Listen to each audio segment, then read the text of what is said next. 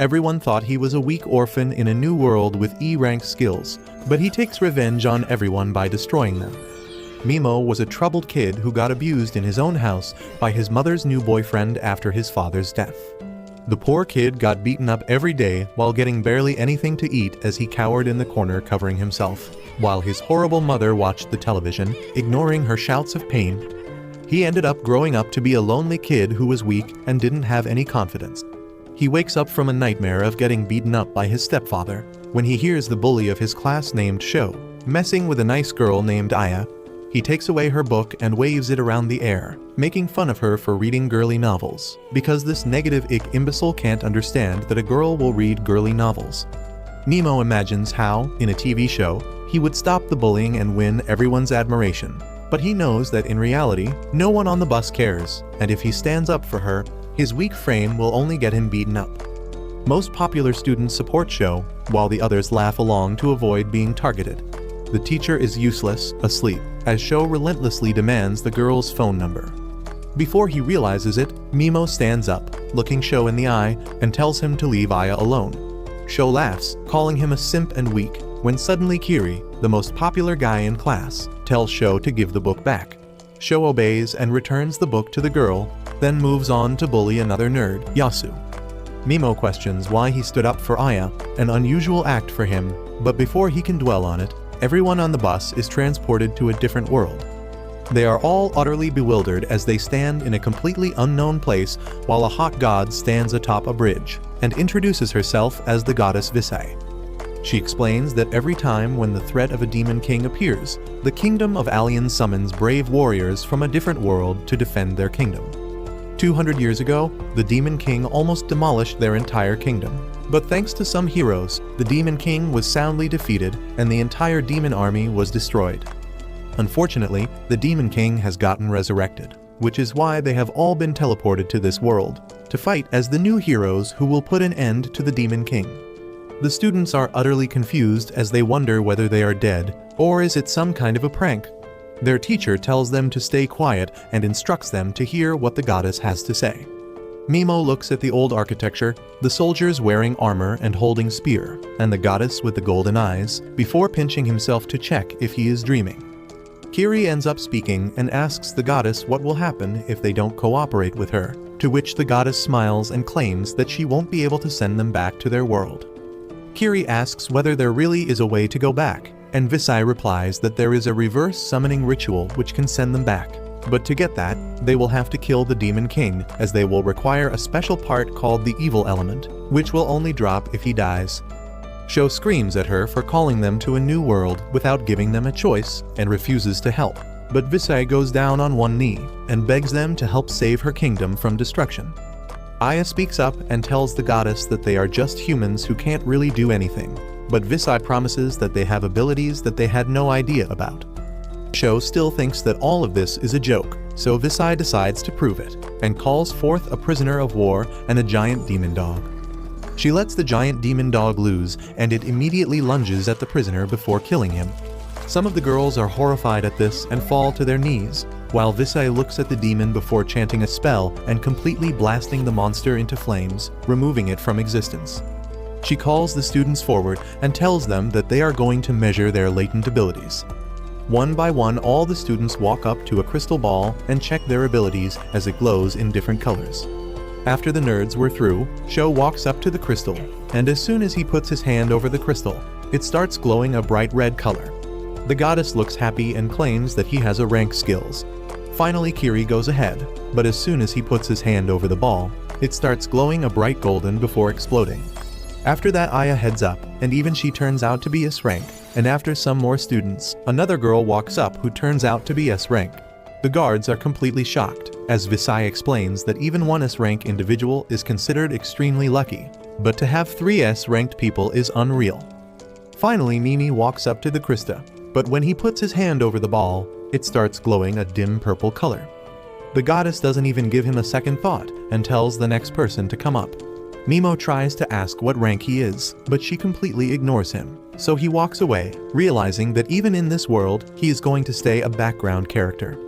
After that, Yasu the nerd walks over to the crystal, who turns out to have a special dark ability inside of him, which another dark hero possessed a while ago and became the strongest. Finally, everyone checks their stats as the goddess tells them that they also have a personal ability which varies from person to person, before telling them that they have to perform a critical ritual now. She calls Mimo in the front, and he is immediately pushed by a guard. She sends him below in a dark pit and claims that Mimo is E-ranked, which is the lowest in the entire class. Historically, the E-ranked people have caused a lot of trouble, so they are usually killed. But since this time they got so many amazing heroes, she will give the E-ranker a chance to save his life, and he will be sent to the Abandoned Ruins, which is a dungeon far away where criminals and monsters are sent. She tells him that if he manages to survive, they will leave him alone and he will get the right to live, otherwise he can kiss his life goodbye. Mimo tries to argue, claiming that he can get better, but the goddess replies that he falls into the category of failure frame, which means that his stats are so low that even after training his ass off, he cannot get better. He gets pissed off and tells the goddess that he never chose to come here. He was summoned against his will and now is being disposed. But Kiri cuts him off and tells him that he is wasting everyone's time as the girls are already tired. While everyone agreed to him, Mimo falls to the ground, defeated, when Yasu walks up to him. Mimo remembers the time when he helped Yasu after he got bullied, but Yasu rejects him and tells him that an E-ranker should talk with more respect to their superiors. Mimo loses all hope as the goddess commences the ritual and throws a leather bag as his special item, which is completely useless. Aya tries to defend Mimo by saying that this is wrong. Frustrated beyond belief, he raises his arm and uses the paralyze spell at the goddess, who easily manages to block it, before calling Mimo a loser for even trying to hit her with his E-ranked skills. Kiri also tries his spell, which creates a huge fireball, as he claims that he was just checking by letting a small amount of mana in the spell. Everyone laughs at the power difference between a loser like Mimo and themselves, while Mimo simply puts his head down as tears fall down his cheeks. He remembers how his younger self used to cry, when suddenly his soul tells him to stop acting like a good person and show them the true nature of your heart, the nature that you have been trying to repress for so long. Mimo finally lets it all go as he looks up with hate-filled eyes and tells the goddess that she is a rotten hoe, and warns him to be ready for him if he ever comes back alive. He immediately gets transported into a dark cave where he tries to open his status but fails because of the low light. He pours some mana into the leather bag and the gem starts glowing, which he uses as a lantern as he moves through the cave. Suddenly, he realizes that he has been walking on skeletons, which scares him. He wonders what could have killed all these people when a monster tries to attack him, which he barely dodges and starts running away. The monster starts chasing him while Mimo runs with all his might, thinking whether he should turn around and fight, but his heart knows that the level difference is so great that he will simply die the moment he stops. He starts crying out of fear and gets knocked to the ground because of a rock jutting out of the floor. He turns around to see his death in its face, while frustration over his life takes command of his body. Just as the monster was about to kill him, Mimo ends up trying a last-ditch effort to save his life and shoots the paralyze spell, which to his surprise actually petrifies the monster in place. He immediately gets up and starts running away, but soon he reaches the end of the cave where another bird demon walks up to him, with the raw intent of killing him. Mimo immediately raises his arm once again and uses the paralyze spell, which again freezes the enemy. He realizes that it wasn't a fluke and his spell actually works, but he starts feeling tired, so he opens his stats and notices that his mana was almost completely gone. He realizes that he has another skill left, so he tries to cast a poison spell on the monster, which works very well as the demon starts turning black and bleeding from its body. Mimo sits down on the cave floor wondering why his spells are being so effective against these demons when suddenly he hears something behind him. He turns around to see that the Minotaur demon has managed to break off the spell and is ready to land the killing blow on Mimo. But this time, instead of running away, all the hatred for everyone who treated him badly comes back to him, and even after being completely depleted, he raises his arms towards the demon, determined that from now on he will kill to live his life, and challenges the demon to fight him, not knowing whether he will survive this time or not. His body quickly goes into a flight or fight mode, where he starts thinking about any way to escape this situation, while he gets completely surrounded by multiple monsters waiting to devour him. He wonders what will happen if he tries to use skills even though he doesn't have any mana as in the games he played. When a person did that, they ended up dying. He decides that he doesn't have any options as if he doesn't try. He is definitely getting killed. So he turns towards one of the monsters and uses his paralyze spell on it. The spell doesn't work, and the monster starts attacking him relentlessly, while he tries to dodge and back off. He realizes that using the same spell twice on a monster won't be very useful, when suddenly he notices that he has unlocked a new spell called Sleep. Just when the monster was about to flatten him into dirt, Mimo ends up using the Sleep spell on it, and to his surprise, the monster stops in its tracks and falls over to the ground, motionless. He immediately uses his poison spell on the beast as well, so that it doesn't come back to attack him later, but using these skills without having any mana is taking a toll on his health. Before he could even make a plan, he notices that a huge horde of monsters is running towards him at full speed, while he wonders whether he has enough health to deal with all these monsters or not. He uses his magical bag as a flashbang, which blinds the monsters, after which he starts using his paralyze spell on all of them, stopping them immediately. He stands there wondering whether he should use poison spell on all of them as well, but realizes he doesn't have enough health for that.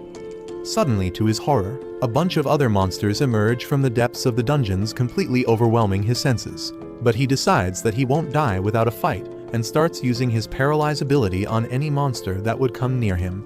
Soon his body starts feeling heavy as he feels dizzy, but he manages to stand his ground. But just when everything seemed lost, he ends up leveling up.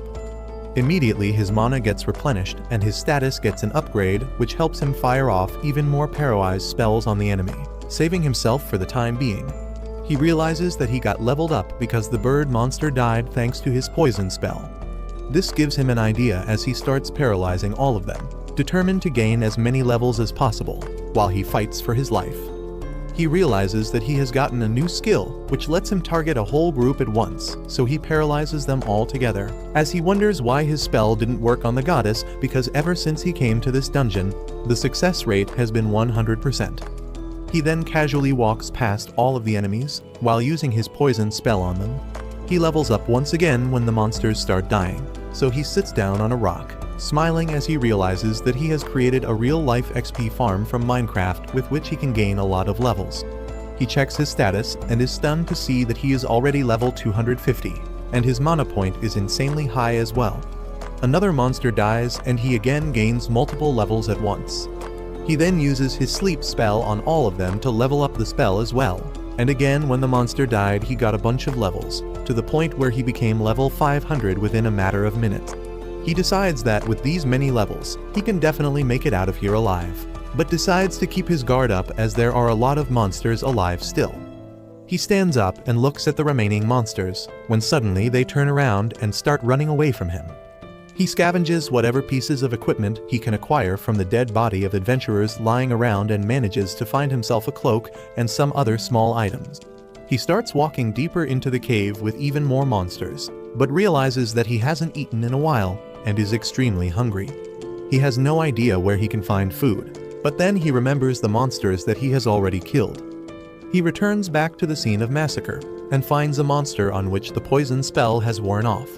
He then takes out his sword and tries to hack a piece of meat from it, only to realize that the skin is too hard. Discouraged, he wonders whether even after killing every monster, he will end up dying of hunger. Suddenly, he notices the gem on the bag glowing a weird purple, so he gets up to inspect it. To his surprise, he opens it to find some jerky and a bottle of Coke inside. This brings tears to his eyes as he hungrily drinks the liquid, almost choking on it. He starts munching on the jerky in peace, wondering how this bag works, and whether he will get more food from it or not. 2 days pass by since he arrived at the dungeon, and soon enough he became strong enough that he could defeat huge hordes of deadly monsters easily, while simply sitting down on a rock and spamming spells on them, thanks to his near-infinite mana pool. He looks around himself at the scene of massacre, and wonders sadly what he did so wrong in life that he is being treated this way. He remembers how, when he was young, he used to dream of killing his mother's boyfriend, knowing that if he didn't kill the man, one day the man would definitely kill him. Thankfully for him, his life took a turn when his aunt and uncle saved him from his miserable life and started taking care of him. It was then he decided to become a good human being who was always kind to others, but he snaps back to reality. looking around the mayhem he has caused while he feels no sadness at their death. He realizes that he was always a monster and decides to accept it, as he gets leveled up again to level 950. After that, he wanders even deeper into the dungeon where he finds a floating eye monster which he kills immediately with his paralyzed poison combo and moves ahead. He finds a room where 2 adventurers seem to have died, so he checks their belongings and finds a bag full of gems which he takes and moves on. He finds a giant room which he opens it to find another skeleton inside. He finds the wound from which the man died and finds a parchment of paper with some words on it. He reads it to find out that the skeleton belongs to the Dark Hero Visi was talking about. The Dark Hero writes that he was sent here by the evil goddess Visi when she had no use for him, and tells anyone who finds this letter to never trust the goddess. He angrily folds the parchment in his hands, realizing the Demon King is not the only evil person in this world, as he himself and the goddess both are equally evil. Inside the hero's bag, he finds a giant magical book filled with dark magic techniques on making items and spells. He checks the scroll beside it, but is unable to read it, so he puts it in his bag before taking the dead hero's clothes. He suddenly notices a splatter of blood on one of the pages which said that the Soul Eater killed everyone. Mimo thanks the dead hero and walks outside through the galleries till he finds a giant door. He realizes that he needs to fit something for the door to open, so he checks his stats only to see that he is level 1200 now. He wonders whether he is strong enough to kill the Soul Eater, which is present in the next hallway. He tries to enter it, but immediately gets attacked by a beam which graces his hand, forcing him to bandage it. He wonders how can he defeat such an entity which even defeated the Dark Hero, which means that this Soul Eater is definitely the final boss and the key to escape this place. Suddenly, the Soul Eater starts moving forward and pukes out a bunch of goop, which turns into half-dead humans that start walking towards Mimo. He paralyzes them, but is unable to use poison as they still look human, while the Soul Eater breaks through the wall and starts screaming. Mimo is left in mental agony as he tries to move back, but the monster pukes some more half-dead humans that push Mimo in a corner as he starts crying for someone to save him. This all seems to amuse the Soul Eater, who starts laughing at Mimo's agony, but THS is what he was waiting for. As soon as the monster dropped its guard, Mimo used Paralyze spell on it, and the Soul Eater drops to the floor with a look of surprise. Mimo laughs at the monster, claiming that he finessed the demon with his acting skills, as that was the only way for him to drop his defenses. He tells the monster that all his life he pretended to be a good human who was kind to others and would never hurt anyone, but now his true self is coming out. He doesn't care how many half-dead humans he pukes out, as it wouldn't matter to him. He is in a kill or be killed world, so any moving thing with the intention to hurt him, regardless of whether it's a monster, a half-dead human, or an actual live human, he will kill them all the same without any regrets. The Soul Eater starts bleeding from its eye while Mimo simply walks up and uses sleep spell on everyone around him to finish them once and for all. After a while, the Soul Eater ends up dying, and suddenly, a bunch of souls escape from its body and become ethereal forms of humans who thank him for beating this monster, as they were trapped inside this demon with no way of escaping while it killed even more humans. Finally, the Dark Hero emerged, and he simply told him to deal with the evil goddess before disappearing. Mimo grabs the gem from the Soul Eater and walks towards the main gate.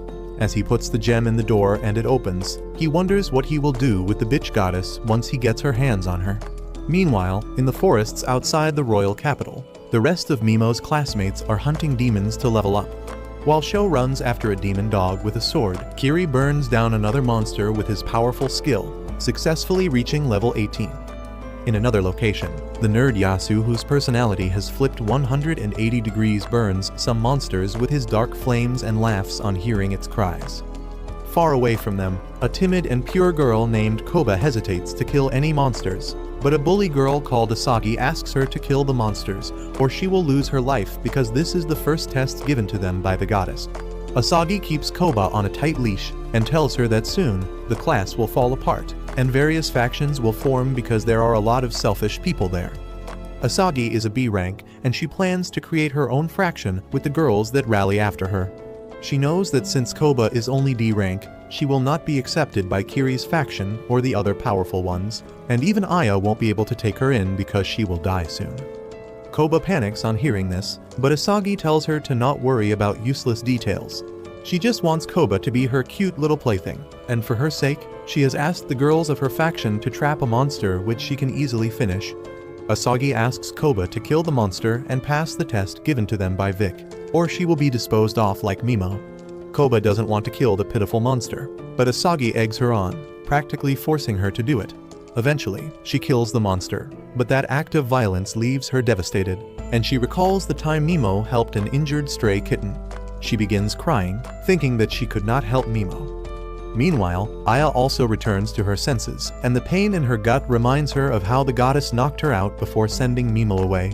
She immediately goes to confront Goddess Vic, who puts on a third-rate acting show, saying that she was also deeply hurt to send Mimo to danger, but it is their kingdom's policy. She adds that the ritual to dispose off the weakest member of the group will continue, and in the time Aya was asleep, she has already sent the weaklings who couldn't kill a single demon away as well.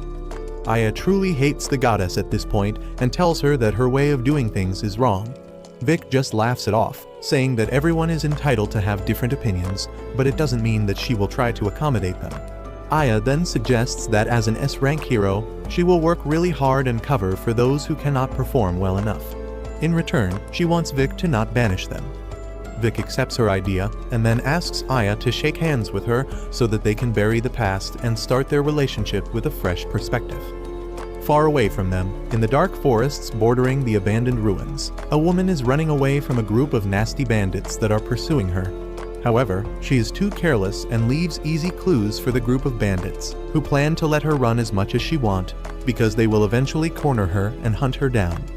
At the same time, Mimo has just come out of the ruins. He looks at his stats before going out and finds that his mana is over 59,000. However, he is more interested in finding out the details of his skills right now. He finds that he can use the paralyzed skill on particular body parts of his target in addition to their whole body. He can also weaken his poison skill to make it non-lethal. He plans to test it out as soon as he runs into some demons, but as he keeps walking, he hears some squeaking sounds coming from behind the trees. He finds that a bunch of slimes are bullying a smaller slime, and Mimo feels pity for the little guy. However, the little slime has more guts than the average bullied kid, and it fights back against its bullies. Mimo decides that it is the correct time to test his new skills, so he paralyzes all the slimes, and then uses the non-lethal poison on the bully slimes. He then dispels the poison and paralyzed skills from the bully slimes, and makes them run away. He then turns to the small slime and tells him that he did good in fighting off the bullies. Mimo tells the slime that he is going to release it from the paralyzed skill, and asks it not to attack him. He releases the paralyzed skill and goes on his way, but the slime starts following him instead. Mimo thinks that the slime is also an outcast like him, so he decides to adopt it. He puts the slime in his hood so that it can keep watch behind his back and alert him in case of any danger. Meanwhile, Mimo reads the book on forbidden arts by the Dark Hero. There is a recipe about a medicine that can strengthen even slimes. Mimo talks to the little slime, informing him that he is on a journey for vengeance against those who wronged him. He asks the slime if he still wants to follow him, and he affirms. Mimo is glad to hear that, and he names the slime Pigimaru, and the slime likes his new name. Mimo keeps walking ahead with that, when suddenly, he is surrounded by the bandits after the mysterious woman. The bandits were trying to make her run out of stamina, but on the way, they picked another presence, so they came here for some fun. The leader of the bandits asks Mimo to hand over everything of value he has, and then they may spare him. Mimo is terrified now, because the bandits look terrifying, and he has not fought any human before.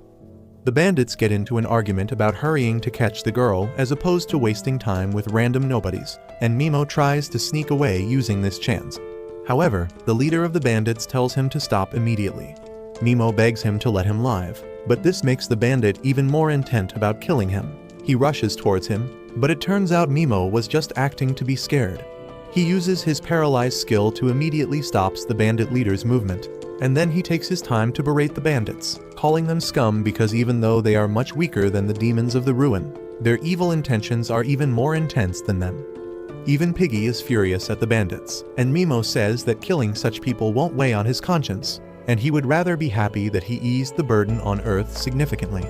He casts poison spell on all the bandits, and once they all die, Mimo notices another presence nearby. The presence belongs to the mystery girl, who has used a special technique belonging to her tribe to summon a spiritual armor to protect herself. She can also feel Mimo's presence and tell that someone really powerful is nearby, but the vibe they give off is quite uncertain. The girl doesn't want to leave things to chance, so she swings her sword around, cutting through a bush where Piggy was hiding. Just then, Mimo arrives behind her and paralyzes her. She stutters as she asks what does he want, and he says that he just wants information because he is new to this area and knows nothing about it. The girl asks him about the 4 bandits, and Mimo asks if they are her comrades. She refuses, and he believes that she is telling the truth because she is not oozing out evil intent like them. He removes the paralyzed skill just from her head so that she can talk freely, and warns her not to try anything funny or he will kill her. Mimo comes in front of the girl and clearly tells her that because of a lot of reasons, he doesn't trust anyone, much less strangers he is meeting for the first time. Before he can start questioning her, the girl asks him what happened to the 4 bandits. Mimo tells her that he killed all of them, and the girl can't believe it, because the bunch of thugs was apparently known for being really strong. She asks Mimo if he fought the 4 of them alone or if he received help, but he refuses to give her any details. The girl believes that Mimo is not a bad guy, so she decides to trust him and says that she will answer any question he asks honestly. Mimo also starts trusting her a bit more because of her cooperative attitude, but it is not enough to free her. They begin talking, and Mimo learns that right now, he is not in the Alien Kingdom, but in the forest of the Urza Kingdom to the south. He learns a lot of things, and then finally asks the girl if she can read the forbidden spell scroll. She can only tell him that it is written in a rather special type of ancient script which almost no one can read. However, she knows someone who can.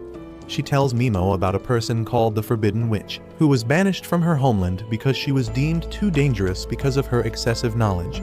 The girl tells Mimo that if he wants to meet the witch, he should go to the Golden Demon Zone, which is a dangerous area in the middle of the continent. Mimo thanks the girl for all the valuable info, and she thanks him in return because he saved her from the bandits. Mimo says that the information makes it even, and the girl wishes him the best of luck. He thinks that she is too honest and innocent for her own good, which reminds him of his aunt. Anyway, he decides to take his leave after telling the girl that the paralysis spell will come undone in a few minutes, and then she can go on her way. Piggy also hops behind Mimo and then climbs on his shoulder. They talk about how it is unlikely that the girl may attack them once she is freed from the paralyzed spell, but Mimo still wants his slime partner to watch his back just in case, and he is eager to help in any way he can.